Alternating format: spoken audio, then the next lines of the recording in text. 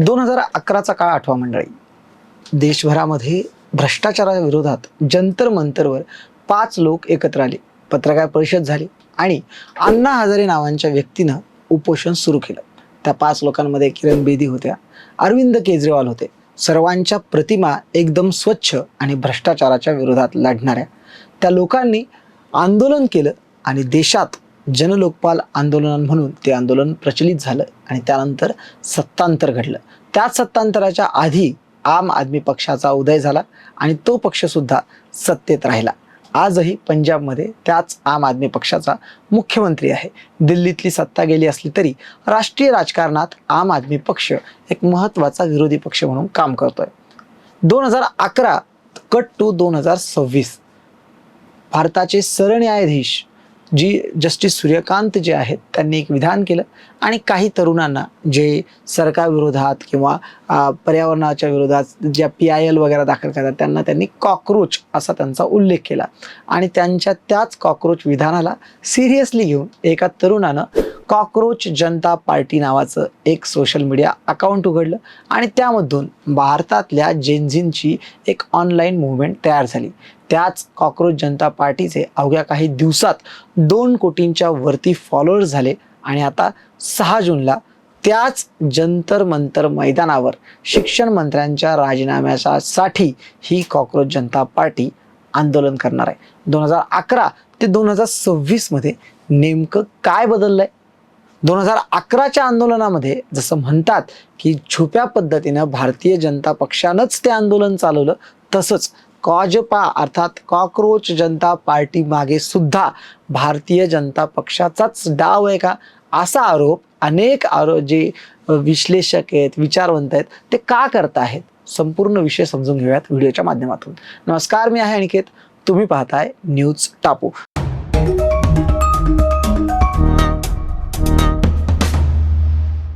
सर्वात आधी कॉकरोच जनता पार्टी सुरुवात कशी झाली ही तुम्हाला मी सुरुवातीला सांगितलं. CJI सूर्यकांत जे आहेत त्यांनी एक विधान केलं आणि त्या विधानाला नंतर एक सोशल मीडियावर पेज उघडलं गेलं. इंस्टाग्रामवर त्याच कॉकरोच जनता पार्टीचे 22 मिलियनच्या वरती फॉलोअर्स झालेले आपल्याला पाहायला मिळाले. अभिजित दिपके नावाचा संभाजीनगरचा तरुण जो सध्या अमेरिकेत असतो त्या तरुणानं हे पेज सुरू केलं होतं आणि हळूहळू त्याला प्रसिद्धी मिळाली.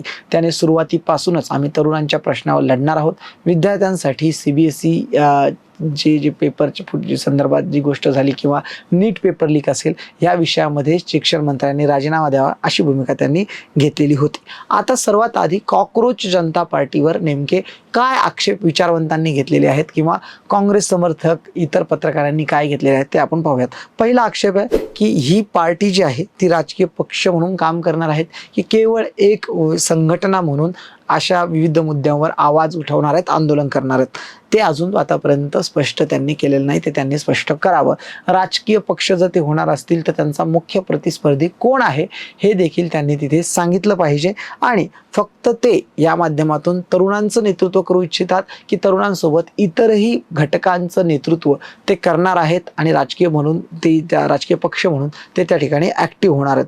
याशिवाय काल त्यांनी 3 प्रवक्ते काल जाहीर केलेले होते.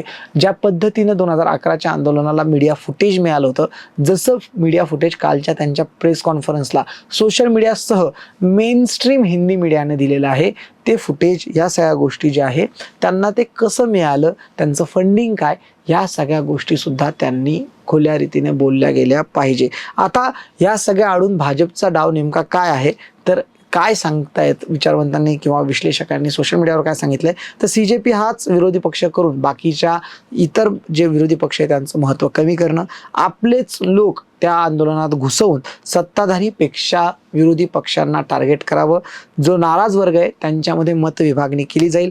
फर्स्ट टाइम वोटर जो सध्या सिस्टीमवर नाराज आहे त्याची वोटिंग CJPला गेली तर त्याचा फायदा हा भारतीय जनता पक्षाला होईल हे सर्व डाव भारतीय जनता पक्षाचे असल्याचं अनेकांचं मत आहे आणि त्यांनी या आंदोलनाची सुरुवात जी तुलना आहे ती IAC सोबत, इंडिया अगेन्स्ट करप्शन सोबत केलेली आहे.